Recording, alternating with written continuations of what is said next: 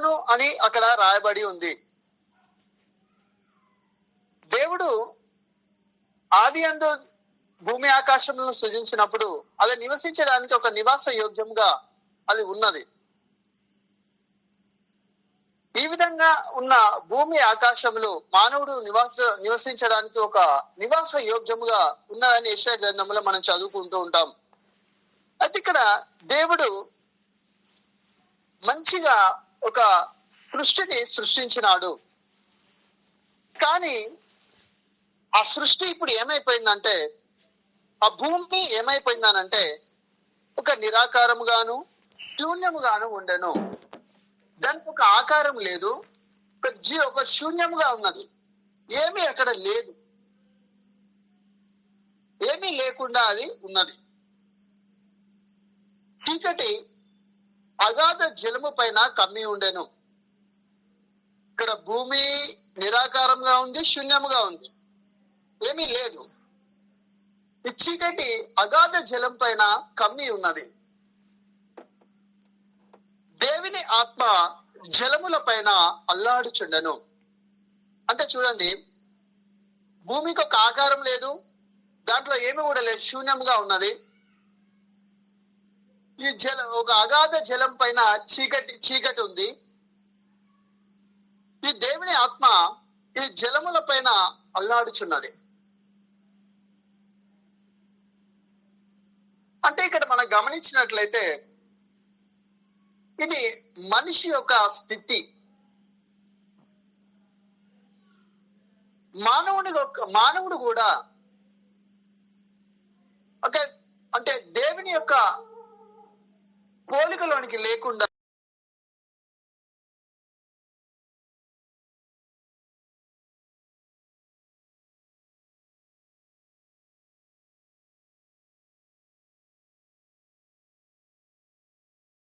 బయట చీకటి ఉంది, మనిషి పైన చీకటి ఉంది, ఇంకా మనిషి లోపల కూడా చీకటి ఉంది. మొత్తానికి మానవుడు పూర్తిగా కూడా మానవుడు చెడిపోయి ఉన్నాడు. అంటే ఒక పాపముతో చెడిపోయి ఉన్నాడు. తన పైన ఒక చీకటి కమ్మి ఉంది. చీకటి అగాధ జలము పైన ఉంది. భూమి పైన ఒక నిరాకారం ఉంది. అంటే మనమే ఒక దేవుని యొక్క పోలిక, దేవుని స్వరూపము, ఇవన్నీ కూడా నష్టమైపోయినట్టు ఉంది. ఈ విధంగా ఉన్న వ్యక్తి పైన ఆ చీకటి ఈ జలముల పైన ఉంది. అగాధ జలముల పైన చీకటి ఉంది. ఆకారం లేదు, పైన చీకటి ఉంది, ఒక శూన్యంగా ఉన్నాడు. అంటే ఏమీ లేనివాడిగా ఉన్నాడు. ఈ విధంగా ఉన్న వ్యక్తిని దేవుడు చూసినాడు. ఆ దేవుడు చూసి ఆయన ఆత్మ అల్లాడుచు ఉంది.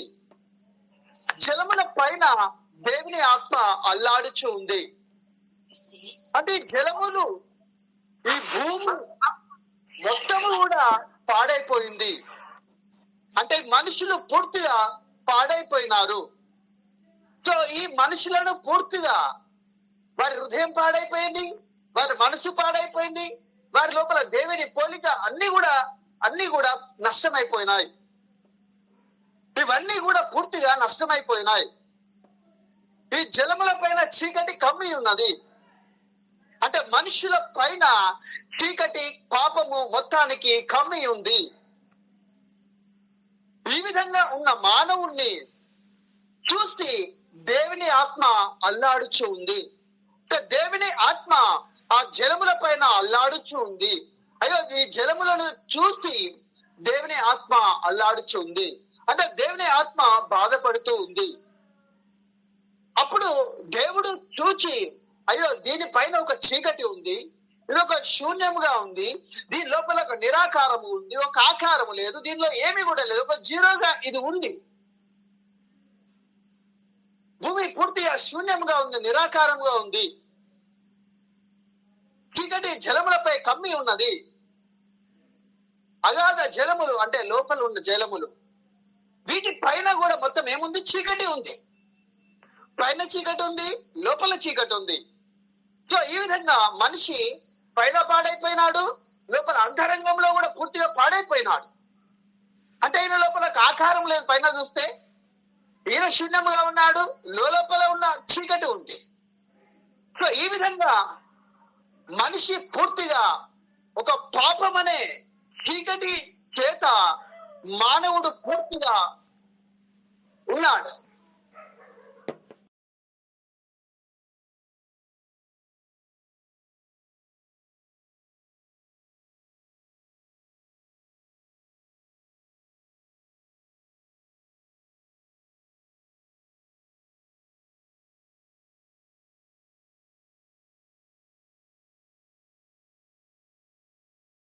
కూడదు. దీనికి తిరిగి ఒక ఆకారం ఇవ్వడానికి క్రీస్తు కల్వరిశిలలో మరణించినాడు. ఈ విధంగా నిరాకారముగాను, ఈ విధంగా శూన్యముగాను, ఈ విధంగా పాపముగాను ఉన్న మనిషి తిరిగి తన పోలికలోనికి, తన స్వరూపంలోనికి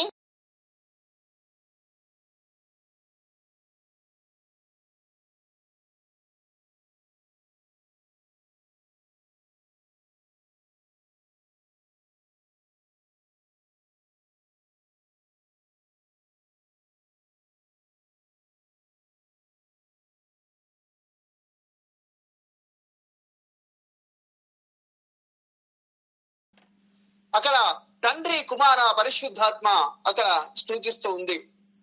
అంటే ఎప్పుడైతే వారు పాపం చేసినారో, పాపము చేసినప్పుడు వారి స్వభావం పూర్తిగా మారిపోయింది. ఇగో నా జనుల కుమార్తె కన్యక, ఆమె బొగ్గు కంటే పూర్తిగా నలుపాయను.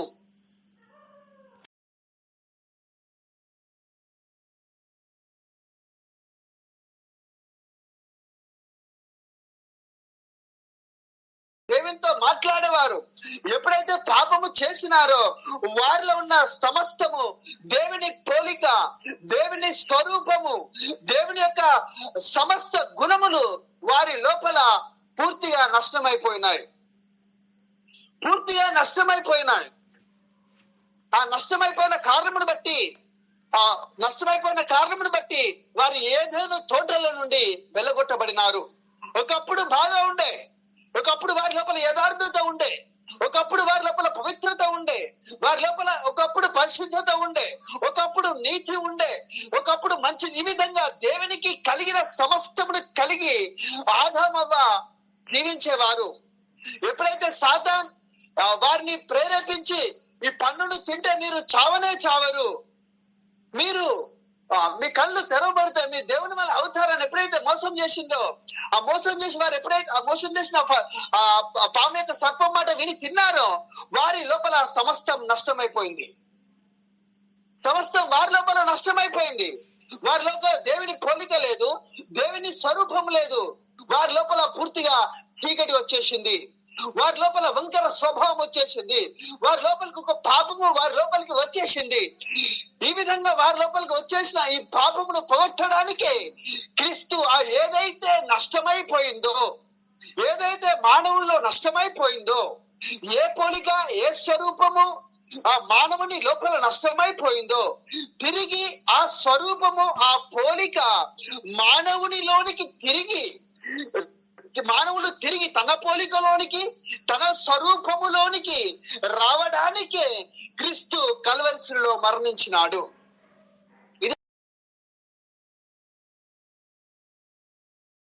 ఆ తోటలోనికి ఇక ఎవ్వరు కూడా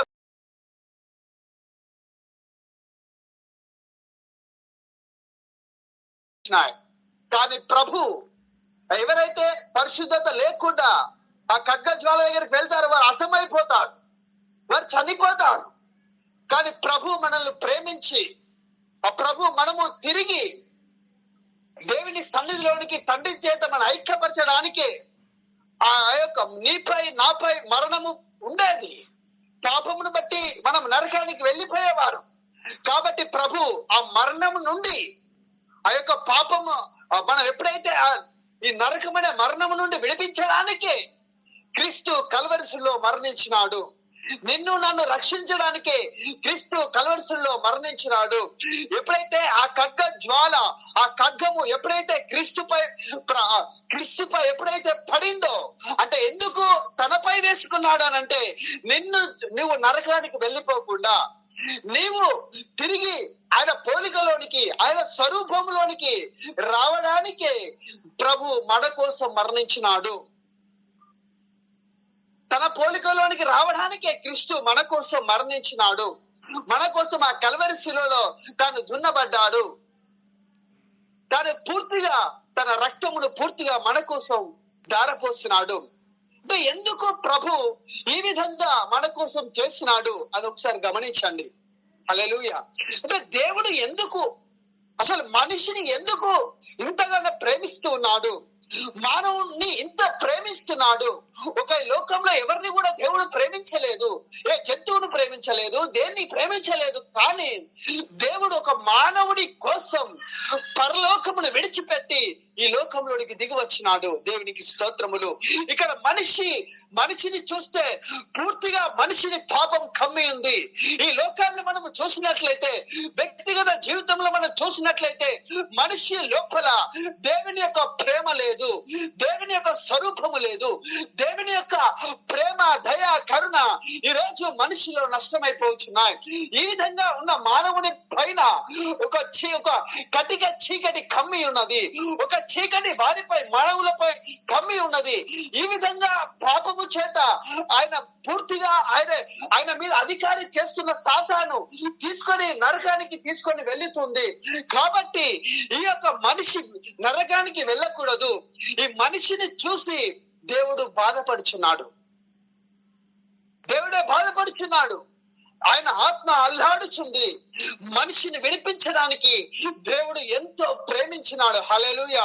మనిషిని, నిన్ను నన్ను ప్రేమించి దేవుడు తన రాజ్యంలోనికి తీసుకొని రావడానికి, నీకొక ఆకారం ఇవ్వడానికి, నీకొక ఆస్తి ఇవ్వడానికి, నీ లోపల వెలుగును ప్రకాశింపజేయడానికి, నిన్ను తన వారిగా తిరిగి ఆ పరలోకంలోనికి చేర్చుకోవడానికి క్రీస్తు నీ కోసం, నా కోసం ఆ కల్వరి శిలువలో మరణించినాడు. దేవునికి స్తోత్రం. దేవుని ఆత్మ ఈ రోజు కూడా దుఃఖిస్తూ ఉంది. మనము పాపములో ఉండి చనిపోవడము కాదు, మనము పరిశుద్ధతలో ఉండి చనిపోవడం దేవుని చిత్తం. హల్లెలూయా. ఈ లోకంలో ఉన్న మానవులపై సమస్తము పాపము ఏలుబడి చేయుచుంది. ఒక్కొక్కరి లోపల, ఈ లోకంలో ఉన్న సమస్త మానవాళి పైన పాపము ఏలుబడి చేయుచుంది. వారికి ఒక ఆకారము లేదు, భూమికి ఆకారము లేనట్టుగా, భూమి శూన్యముగాను నిరాకారము ఉన్నట్టుగా, ఒక అగాధ జలము పైన మనిషి యొక్క మానవ హృదయము లోపల ఒక భయంకరమైన చీకటి. ఈ విధంగా పాపము చేత, అపరాధముల చేత, సమస్తమైన దుర్నీతి చేత ఉన్న మానవుణ్ణి చూసి దేవుని ఆత్మ దుఃఖిస్తోంది. దేవుని ఆత్మ దుఃఖిస్తూ ఉంది. ఎందుకు? ఈ పాపము చేత మరణించిన వ్యక్తి నరకానికి వెళుతాడు. ఆయన మరణమును తప్పించడానికే క్రీస్తు కల్వరి శిలువలో మరణించినాడు. ఎప్పుడైతే ఆ ప్రభు ఈ పైన చీకటి కమ్మి ఉండగా, ఈ లోకంపై పాపం ఏలుబడి చేయుచుండగా ప్రభు దుఃఖిస్తూ ఉన్నాడు.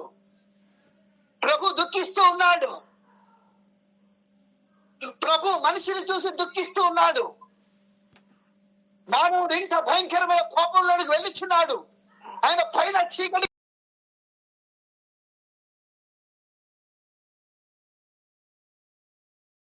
కూలగొట్టినాడు. హల్లెలూయా.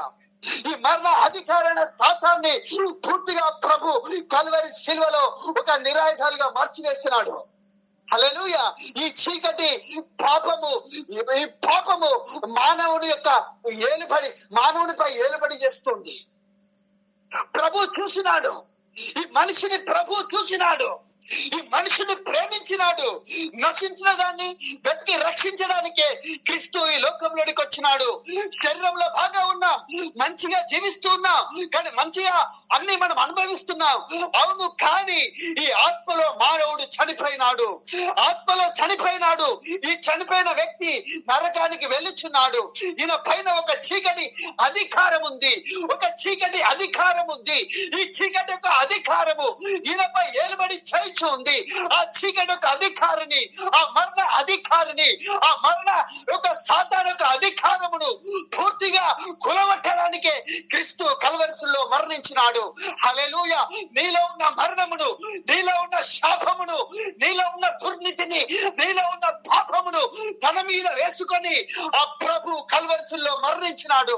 అందుకోసమే క్రీస్తు కల్వరిలో మరణించింది దేనికి?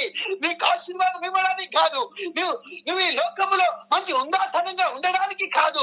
ఈ లోకంలో నువ్వు జీవము కలిగి జీవించడానికి, క్రీస్తుని కలిగి జీవించడానికి, పరిశుద్ధత కలిగి జీవించడానికి, నీ మరణము పూర్తిగా తొలగిపోయి నీ లోపల జీవము రావడానికే క్రీస్తు కల్వరిలో మరణించినాడు. కానీ సాతాన్ ఒక్కొక్కరి పైన తన అధికారమును చేస్తూ ఉన్నాడు. ఒక్కొక్క హృదయం లోపల తన అధికారమును చేస్తూ ఉన్నాడు. వారి పైన ఒక గట్టిగా చీకటి, ఒక భయంకరమైన పాపం, ఒక భయంకరమైన బానిసత్వం, ఒక భయంకరమైన అంధకారమైన చీకటి ఆత్మలో సమస్త బానిసత్వం, సమస్తమైన గుడ్డితనం కలిగజేసి మానవుణ్ణి తన ఆధీనంలో పెట్టుకున్నాడు. హల్లెలూయా. కాబట్టి దేవుని వాక్యం సెలవిస్తుంది, చూడుము జనములను చీకటి కమ్ముచున్నది, గట్టిగా చీకటి జనములను కమ్ముచున్నది. లెమ్ము తేజరిల్లుము, యెహోవా మహిమ నీ మీద ప్రకాశించును. ఆ వెలుగు ఎప్పుడైతే దేవుడు ఈ చీకటి పైన, దేవుని ఆత్మ ఎప్పుడైతే అల్లాడుచున్నదో అప్పుడు దేవుడు ఊరుకోలేకపోయినాడు. దీనిపైన చీకటి ఏంటి? నేను సృష్టించిన మానవుల పైన చీకటి ఏంటి? దీనిపైన వెలుగు ఉదయించును గాక అని దేవుడు ఎప్పుడైతే వెలుగు కలుగును గాక అని ఎప్పుడైతే పలికినాడో వారి లోపల ఆ యొక్క వెలుగు వచ్చేసింది. దేవుడు చీకటిని చూసి ఎప్పుడైతే బాధపడినాడో వీరి లోపల ఒక వెలుగు కలుగును గాక అని అనగానే వారి లోపల వెలుగు వచ్చేసింది. దేవునికి స్తోత్రం. ఆ వెలుగును చీకటిని దేవుడు పూర్తిగా వేరుపరిచినాడు. హల్లెలూయా. దేవునికి స్తోత్రం. అంటే దేవుడు పూర్తిగా ఆ వెలుగును చీకటిని వేరుపరిచినాడు. పరిశుద్ధతను పాపాన్ని పూర్తిగా వేరు చేసినాడు. ఆ వ్యక్తిని, చీకటిలో ఉన్న వ్యక్తికి దేవుడు ఒక వెలుగుగా వచ్చినాడు. తనలో ఉన్న చీకటిని పూర్తిగా తొలగించినాడు. ఆయన లోపల ఇప్పుడు పాపం, ఆ చీకటి పూర్తిగా మొత్తం ఆ చీకటిని, ఆ వెలుగును పూర్తిగా దేవుడు వేరుపరిచినాడు. హల్లెలూయా. దేవుడు ఎవరి హృదయంలోనికి వస్తాడో, దేవుడు ఇంతగా మానవుని ప్రేమిస్తున్నాడు. దేవుడు ఇంతగా మానవుని ప్రేమిస్తున్నాడు. నిన్ను, నన్ను, మనందరినీ ప్రేమిస్తున్నాడు. నీవు నేను పాపంలో ఉండి చనిపోయి నరకానికి వెళ్ళడము దేవుని చిత్తము కాదు. నీవు నేను ఒక వెలుగుమయంగా మార్చబడి ఆ దేవుని రాజ్యమైన, ఆ పరలోకమైన వెలుగు రాజ్యంలో ఉండడమే దేవుని యొక్క చిత్తం. హల్లెలూయా. దేవునికి స్తోత్రములు. దేవుని యొక్క ప్రేమ ఒకసారి గమనించండి. పాపంలో ఉన్న మానవుణ్ణి పాపంలో విడిచిపెట్టి చావు అని అనడము దేవుని చిత్తము కాదు. పాపంలో ఉన్న వ్యక్తికి భక్తి ప్రార్థన నేర్పించి చావు అని దేవుని చిత్తం కాదు. ఓ పాపి, నీవు పాపంలో నుండి వేరుపరిచినాడు. ఆయనలో ఉన్న చీకటిని పూర్తిగా వేరుపరిచినాడు. ఆయనను ఒక వెలుగుమయంగా మార్చినాడు. హల్లెలూయా. ఆ చీకటిని పూర్తిగా వేరుపరిచినాడు. వెలుగును, చీకటిని పూర్తిగా వేరుపరిచినాడు. వెలుగు మంచిదైనట్టు. హల్లెలూయా. దేవునికి స్తోత్రం. ఆ వెలుగు మంచిది అని దేవుడు చూసినాడు. హల్లెలూయా. దేవునికి స్తోత్రం. హల్లెలూయా. ఎందుకు మానవుని వెంబడి దేవుడు ఎందుకు పడుతున్నాడు? హల్లెలూయా. మానవుని ఎందుకు ప్రేమిస్తున్నాడు? ఈ మానవుడు పాపములో చనిపోకూడదు. ఎందుకనంటే దేవుడు నిన్ను, నన్ను, మనందరినీ కూడా తన పోలికలోనికి, తన స్వరూపములో తాను సృష్టించుకున్నాడు. అంతేకాదు, నిన్ను నన్ను ప్రేమించి ఆమె కలువరి శిలువలో తన రక్తమును కాచినాడు. హల్లెలూయా. అందుకోసమే దేవుడు మనతో మాట్లాడుచున్నాడు. అందుకోసమే దేవుడు మనతో ఉంటున్నాడు. హల్లెలూయా. ఆ ఇశ్రాయేలు ప్రజలతో దేవుడు ఉంటున్నాడు. ఎందుకోసమనంటే దేవుడు విమోచించి కొన్నాడు. హల్లెలూయా. ఇప్పుడు ఈ లోకంలో ఉన్న ప్రజలు తన్ను ఆరాధించడానికి, తన్ను సేవించడానికి, తన్ను స్తుతించడానికే దేవుడు మనిషిని చేసినాడు. కానీ సాతాన్ ఒక్కొక్కరి ఒక్కొక్క రకమైన భక్తిలోను, ఒక్కొక్క రకమైన బానిసత్వములోను, ఒక్కొక్క రకమైన పాపములోను, ఒక్కొక్క రకమైన గుడ్డితనములోను, ఒక్కొక్క రకమైన వ్యక్తిత్వములోను సాతాన్ సమస్త మానవాల్ని తన ఆధీనంలో ఉంచుకుంది. హల్లెలూయా. సమస్త మానవుణ్ణి తన ఆధీనంలో ఉంచుకుంది. మొత్తానికి రాజు నేనే అని మొత్తము ఈ లోకంలో ఉన్న సమస్త మానవాళిని ఏలుతూ ఉంది. హల్లెలూయా. కానీ దేవుడు ఊరుకోవట్లేదు. అయ్యో నా ప్రజలు ఇదిగో లోక పాపములను మోసుకొని పోవు దేవుని గొర్రెపిల్ల, ఈ లోక పాపములను మోసుకొని పోయే దేవుని గొర్రెపిల్ల సమస్త మానవుల కోసం తన ప్రాణమును అర్పించి ఎవరైతే ఆయన రక్తంలో కడగబడతారో, యేసు నా ప్రభువు నా రక్షకుడు, ఆయన నా కోసం కల్వరిలో మరణించినాడు అని ఎవరైతే ఆ ప్రభువును అంగీకరిస్తారో వారి లోపల ఉన్న మరణము తొలగిపోతుంది, వారి లోపల జీవం వస్తుంది. ఇందుకే ప్రభు మరణించింది, నీకు జీవం ఇవ్వడానికి, నిన్ను తన పరలోక రాజ్యంలో నిలబెట్టడానికే క్రీస్తు కల్వరిలో మరణించినాడు. దేవుడు ఒకసారి వెలుగు కలుగునుగాక అని అన్నాడు. వెలుగు కలుగునుగాక అనగానే దేవుడు కలిగిన వెలుగు కలిగి దేవుడు వెలుగు మంచిదైనట్టు దేవుడు చూశాడు. హల్లెలూయా. స్తోత్రం.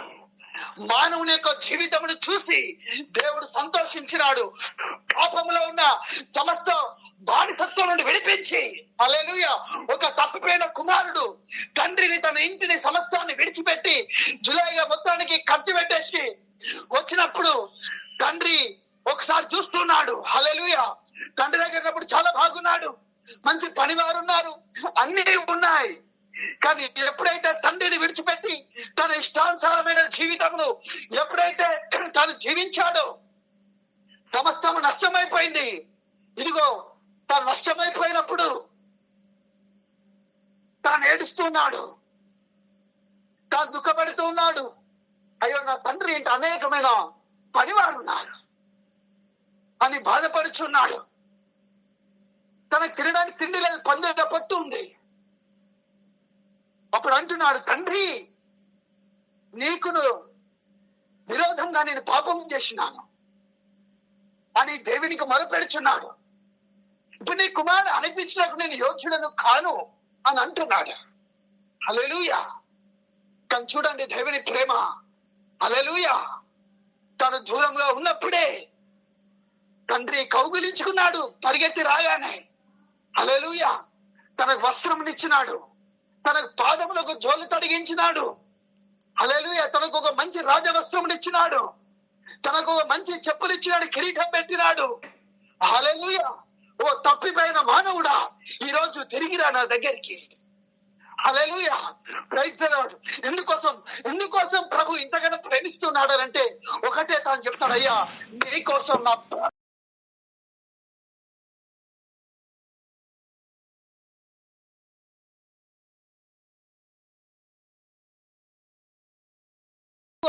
అప్పుడు అని అంటున్నాడు, ఇగో తప్పిపోయిన నా కుమారుడు తిరిగి మళ్ళీ బ్రతికెను అని మొత్తం ఒక గొప్ప విందు చేయించినాడు. హల్లెలూయా. చూడండి మానవుణ్ణి దేవుడు ఎందుకు ఇంతగానో ప్రేమిస్తున్నాడు అని అంటే ఒకటే, అయ్యా నేను నీ కోసం నా ప్రాణమును పెట్టాను. నువ్వు ఈ విధంగా ఉండడం, నువ్వు తడిపోయి ఉండడం, ఒక చీకటిలో ఉండడం నాకు ఇష్టం లేదు. హల్లెలూయా. నీ దేవుడైన యెహోవా పరిశుద్ధుడు గనుక నీవు కూడా పరిశుద్ధంగా ఉంటావు. అది దేవుని చిత్తం. నువ్వు మంచిగా ఉండాలి, లోకానికి వెలుగుగా ఉండాలి. ఆ తప్పు చేసిన ఆ యొక్క కుమారుని దేవుడు వెళ్ళగొట్టలేదు, ఆయన తృణీకరించలేదు, ఆయన కౌగులించి హత్తుకున్నాడు. మురికి బట్టలు ఏ బట్టలు చూడలేదు, మొత్తానికి హత్తుకున్నాడు, మొత్తానికి కౌగిలించుకున్నాడు, మొత్తానికి ఆయన దగ్గరికి తీసి ఈయన వస్త్రములు మొత్తం తీసివేసి ఇప్పుడు ఈయన ప్రశస్త వస్త్రములు ధరించండి, చెప్పులు ధరించండి, కిరీటమునివ్వండి, ఉంగరమునివ్వండి, నాకు ఉంగరమునివ్వండి. హల్లెలూయా. అంటే దేవుడు ఇంతలా మానవుణ్ణి ప్రేమిస్తున్నాడు. దేవుడు ఈ విధంగా మానవుడిని ప్రేమిస్తున్నాడు. కానీ మనము దేవుని ఏ విధంగా ప్రేమిస్తున్నాం ఒకసారి ఆలోచించండి. నిజంగా ఈ రోజు కూడా నేను దేశంలో మనం ఒకరు గమనించాలి. ఎందుకు దేవుడు మనల్ని ప్రేమిస్తున్నాడు? మన కోసం ఎందుకు రక్తము గార్చినాడు? మన కోసం ఎందుకు ప్రభు ఉమ్ములు పిడిగుద్దులు ఎందుకు తినాలి? ఒక దైవ కుమారుడు, దేవుడు ఒక దైవ కుమారుడు మహిమను సింహాసనమును విడిచిపెట్టి నీ కోసం నా కోసం ఆయన కల్వరిలో మరణించినాడు. మనము చేతులతో చేసిన పాపములు ఆయన చేతుల్లో శిలలుగా మార్చబడ్డాయి. మన దేహంతో చేసిన పాపములైన దేహం మన దేహం అంతా దున్నబడ్డది. మన కాళ్ళతో చేసిన పాపములే ఆయన కాళ్ళలో మేకులైపోయినాయి. మన తలంపులతో చేసిన పాపములు ఆయన తలలో ముళ్ళ కిరీటంగా మార్చబడినాయి. నీవు నేను చేసిన పాపములు ప్రభు అనుభవించినాడు. దానికి రావాల్సిన శిక్షను ప్రభు తాను పొందుకున్నాడు. మనకు సమానార్థమైన శిక్ష అతడు పొందను. హల్లెలూయా. ఆయన యెహోవా బాహు ఎవరికి బయలుపరచబడను. ఆయన ఎండిన నేలలో మొలిచిన లేత మొక్కలను ఆయన ఎదుట పెరగను. స్వరూపం లేదు, సొగసు లేదు, వ్యాధిగ్రస్తుడు గాను మనుషుల చేత విసర్జింపబడిన వాడిగాను ఆయన మార్చబడినాడు. ఎందుకోసం? దేనికోసం ప్రభు మార్చబడినాడు? నీకు ఒక స్వరూపం రావాలని. ఆయనకు సొగసు లేదు,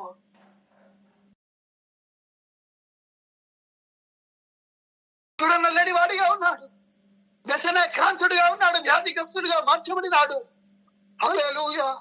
నీ కోసం, నా కోసం, మన అందరి కోసం మనలో ఒక స్వరూపం రావాలని, మనము ఆయన లాగా మనం మార్చబడాలని, మనము పూర్తిగా మన గాయములు, మన పాపములు తల నుండి కాలి వరకు మన లోపల ఏది కూడా మంచి లేదు. మన లోపల సమస్త పాపము, గాయములు, పచ్చి పుండ్లు ఆయన పొందిన దెబ్బల చేత నీకు నాకు స్వస్థత జరుగుతుంది. మన పాపానికి స్వస్థత జరుగుతుంది. ఆయన రక్తంలో మనం శుద్ధీకరించబడుతున్నాం. ఇదే ప్రభు మన కోసము చేసిన గొప్ప బలియాగం. హల్లెలూయా.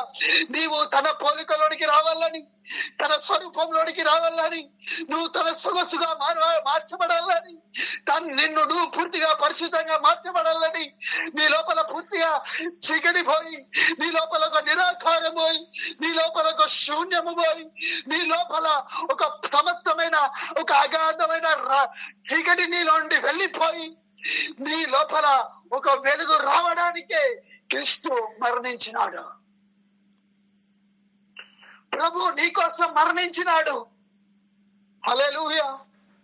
మనం ఆయన పోలికలోనికి మార్చబడాలి, ఆయన స్వరూపంలోనికి మార్చబడాలి, ఆయన మహిమలోనికి మనం చేర్చబడాలి. హల్లెలూయా. హల్లెలూయా. మనం ఆయన స్వరూపంలోనికి మార్చబడాలి, ఆయన మహిమలోనికి, ఆయన పోలికలోనికి పూర్తిగా మార్చబడడానికే కలువరి శిలువలో ప్రభు మరణించినాడు. ఆయన చెకుముకి రాతి వలె, ఆయన వీపు నాగలి సాల వలె దున్నబడ్డది. దేనికోసం? నీ కోసము, నా కోసం. కానీ ఈ రోజు ఈ ప్రభువును విడిచిపెట్టి, ఈ కల్వరి ప్రేమను విడిచిపెట్టి ఈ లోకాన్ని ప్రేమిస్తున్నావు, పాపాన్ని ప్రేమిస్తున్నావు, అబద్ధాన్ని ప్రేమిస్తున్నావు, లోక సుఖములో ఆడంబరములో ఉన్నావు. హల్లెలూయా. కానీ ప్రభు నీ కోసము చేసిన ఈ త్యాగాన్ని గుర్తు పెట్టుకో. ఈ లోకములో ప్రభువు కంటే ఎవరు కూడా నీకు ఈ లోకంలో ప్రేమను ఇవ్వలేరు. ఈ లోకంలో ఉన్న సుఖము, ఆడంబరం ఇవన్నీ కూడా ఒకప్పుడు నశించును. Hallelujah. Praise the Lord, praise the Lord. ఈ లోకంలో ఉన్న సమస్త మానవాళి బాబిలోను యొక్క మత్తులో ఈ లోక సంబంధమైన సుఖము, ఆడంబరము, సుఖము, అభిలాష, దురాశలు తమ స్వార్థం నెరవేర్చడానికి ఈ లోకమనే బబులోను అనే వేశ్య యొక్క ఆధీనంలో ఉన్నారు. ఈ లోకం గొప్పగా అనిపిస్తుంది. ఈ లోకము పూర్తిగా ఒక మంచి ఆడంబరముగా, సుఖముగాను, మోహోద్రేకముతోను సమస్త మానవులు నిండిపోయిన ఈ పాపపు లోకములో ఈ ప్రభు నిన్ను ఈ రోజు పిలుస్తున్నాడు. ఇదిగో ఒకసారి నా వైపు చూడు. హల్లెలూయా. నీకోసం నా ప్రాణం అర్పించినాడు, నీకోసం పూర్తిగా నా రక్తము ధారపోయబడింది. ఒకసారి నన్ను చూడు. లోకాన్ని కాదు, నశించిపోయే లోకముని కాదు, ఈ లోక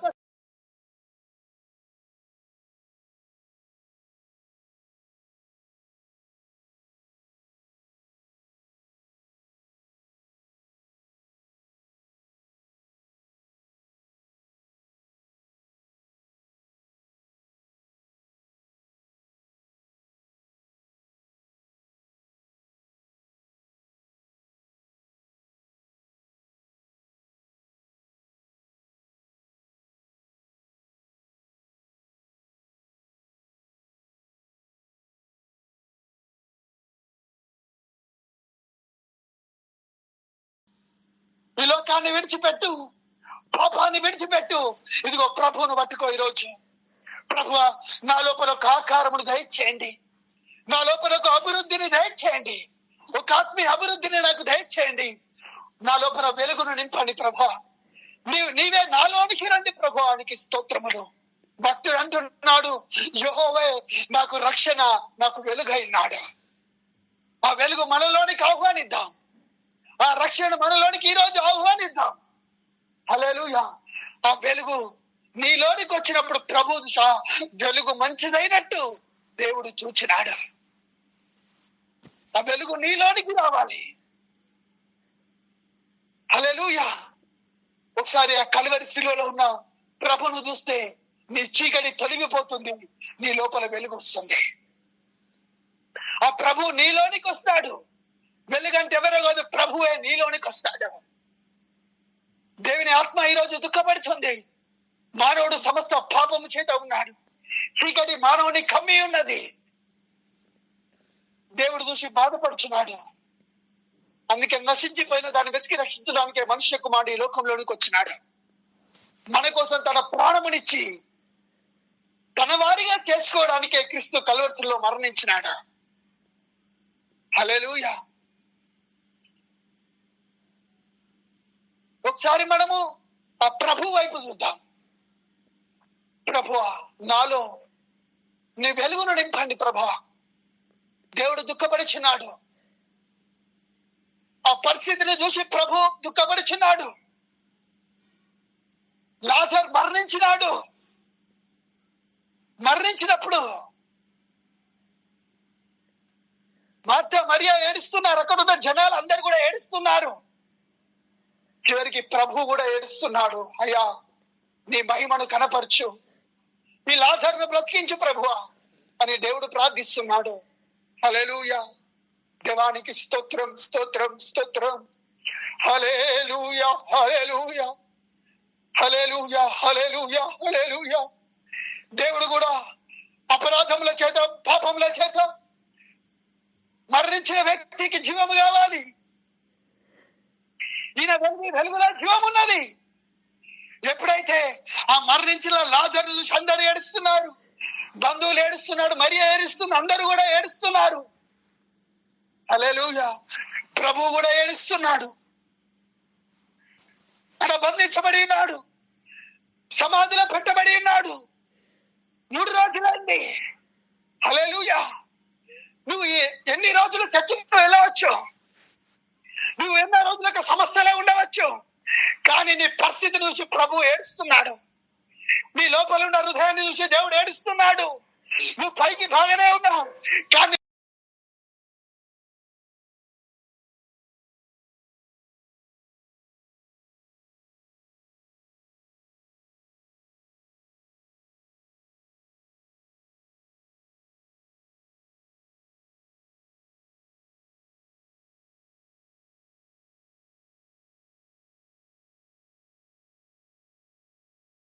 చివరి దినములలో దేవుడు తన శేషమును పిలుస్తున్నాడు.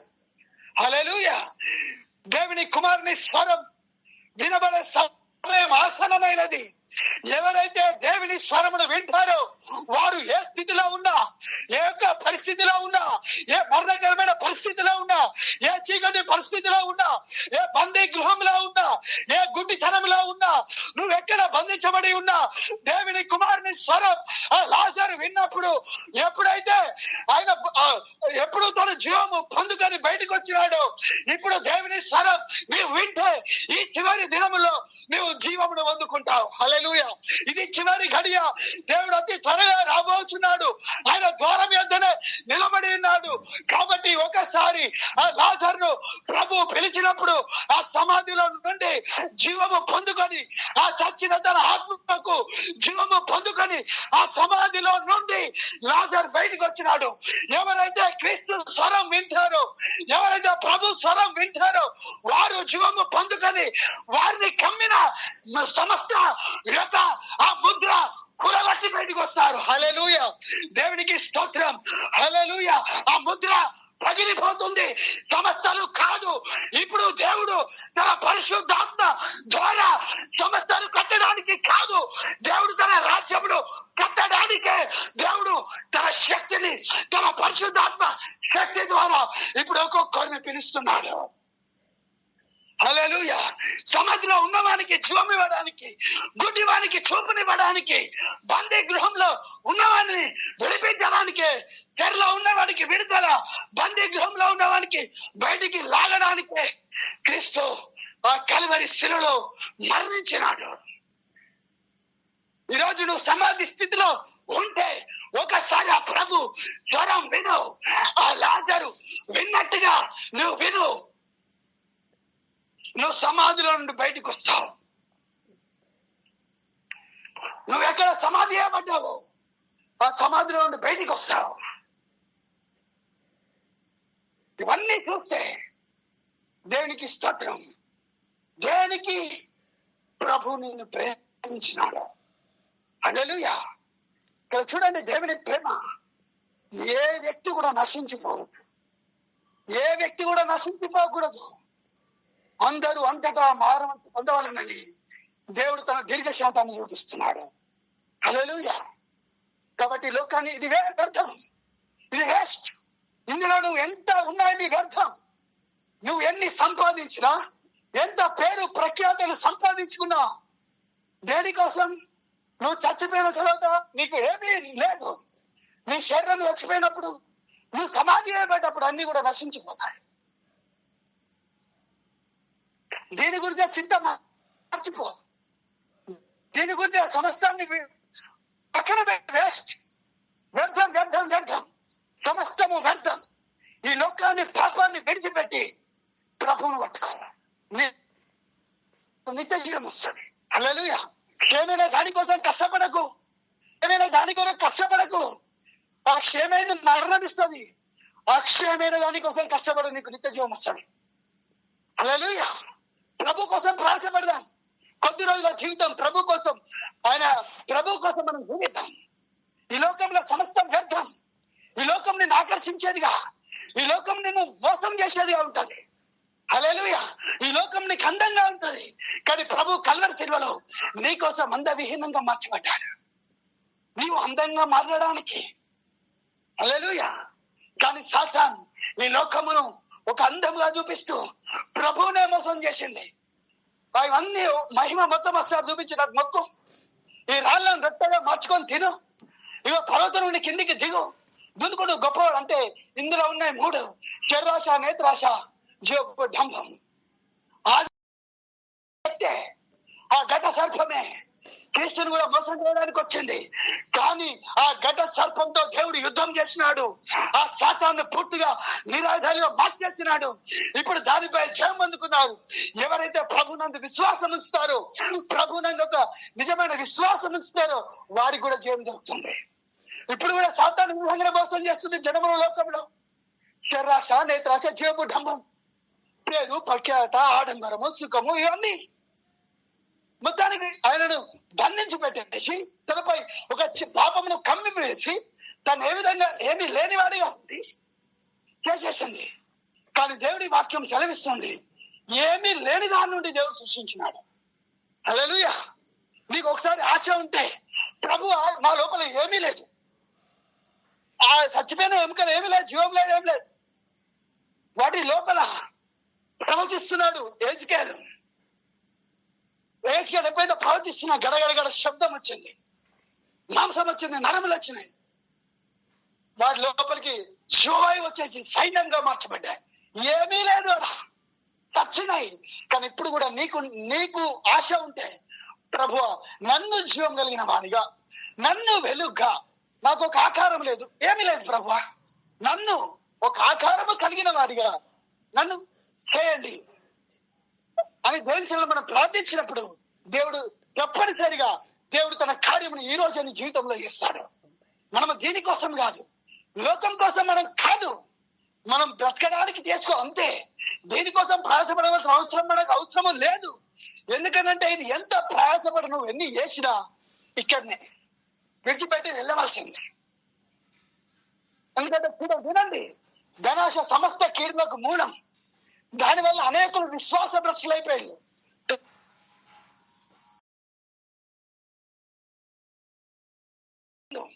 అది మనకు చాలు. లేని దానికోసం ప్రాసపడిన అవసరం లేదు. నశించిపోయే ధనం కోసం కాదు, చిన్నటప్పుగా ధనం కోసం మనం ప్రాసపడవలసిన అవసరం. హల్లెలూయా. ఈ లోక ధనముడు పురుగులు తింటాయి, కానీ పరలోక ధనాన్ని సంపాదించుకో, దేవుని వాక్యాన్ని సంపాదించుకో. హల్లెలూయా. ఇది నువ్వు సంపాదించుకో, నీ దాన్ని ఏది కూడా పురుగు పట్టవేం కాదు, అభివృద్ధి. హల్లెలూయా. కాబట్టి మన జీవితంలో ఒకసారి మీరు కూర్చున్న స్థలంలో కొద్ది నిమిషంలో ప్రార్థించండి. ప్రభు, నన్ను ఒక ఆకారంగా మార్చండి. నాకు ఒక ఆకారం లేదు, శూన్యంగా ఉన్నాను. నా లోపల ఒక ఆకారం లేదు, నా లోపల ఒక భయంకరమైన చీకటి. నా పరిస్థితిని మార్చగల దేవుడు నీవు. నీ కొద్ది నిమిషములు మనం కూర్చున్న స్థలంలో అందరం కూడా ప్రార్థనలో ఉందాం.